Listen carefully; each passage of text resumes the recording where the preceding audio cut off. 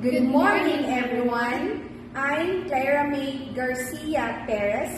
And I'm Cyril Rusky Hamisulamin. And I am Claire Pena. And we are the BSBA 1D. For today's video, we're gonna tackle the life of Saint Augustine and his theory about self and soul. Augustine of Hippo, or also known as Saint Augustine, was born in 354 in the Municipium of Tagaste in the province of Numidia. His mother name is Monica and his father is Perticius. And he has a brother named Novitius and his sister remembered as Perpetua. At the age of 11, Augustine was sent to school of Moderus. There, he became familiar with Latin literature as well as pagan beliefs and practices. He went to Carthage to continue his education in rhetoric, though it was above the financial means of his family at the age of 17. He read Cicero's dialogue Hortenius, which he described as leaving a lasting impression, enkindling in his heart the love of wisdom and a great thirst of truth. It started his interest in philosophy.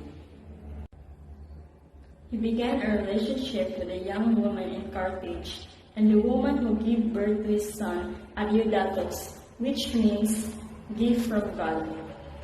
But he ended his relationship with his lover to marry a teenage heiress. But he decided to become a Catholic priest, and the marriage did not happen.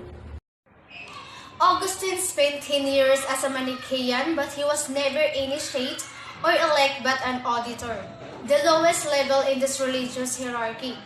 He arrived in Milan and visited Ambrose.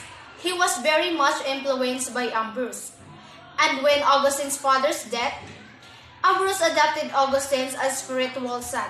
After converting to Christianity, Augustine turned again his profession as a rhetoric professor in order to devote more time to preaching.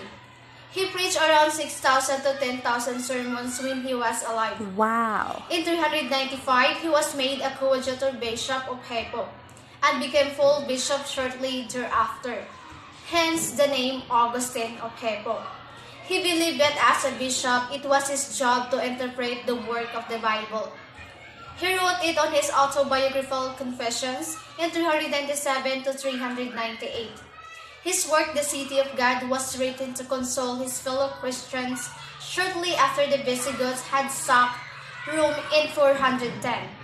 He worked tirelessly to convince the people of Hippo to convert to Christianity. Though he had left his monastery, he continued to lead a monastic life in the episcopal residence. All knowledge leads to God, or the self has an immortal soul. That's Saint Augustine's theory. Saint Augustine was deeply influenced and adopted Plato's view that the self is an immaterial soul, but rational. The soul held the truth and was capable of scientific thinking. His concept of the self was an inner, immaterial I that had self-knowledge and self-awareness. He believed that the human being was both a soul and body, and the body possessed senses such as imagination, memory, reason, and mind, through which the soul experienced the world. He has three aspects, according to Saint Augustine. First, it is able to be aware of itself. Second, it recognizes itself as the holistic one. Third, it is aware of its unity. Saint Augustine believed that the human being who is both soul and body is meant to tend to higher, divine, and heavenly matters because of his or her capacity to ascend and comprehend truth through the mind. He connected the ascension of the soul with his assertion that everything related to the physical world belongs to physical body, and the person is similar to God as regards to mind and ability, that by ignoring to his or her mind, he or she would lose his or her possibility to reach real lasting happiness. So that's the life of Saint Augustine and his theory about self and soul. Once again, I'm Cyrus Dion Misulamin. And I'm Clara May Garcia Perez. And I am Claire Villa Cuna. And we are the BSBA 1D. Thank you and have a good day.